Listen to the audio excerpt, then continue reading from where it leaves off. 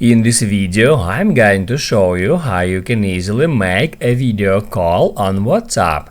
Be sure to watch the video to the very end so you don't make any mistakes, and of course do not forget to like this video and subscribe to my channel. Thanks guys!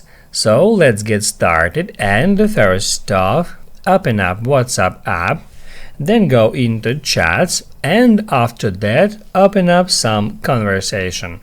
And then once you are at a conversation, all you have to do to make a video call is tap at that camera icon, just like that. That may ask you to allow access to microphone and camera. Just hit at OK.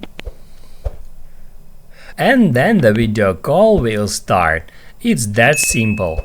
Now you can write down in the comments below if you have any questions about that tutorial, hit the like button if you liked that video, and see you in the next one.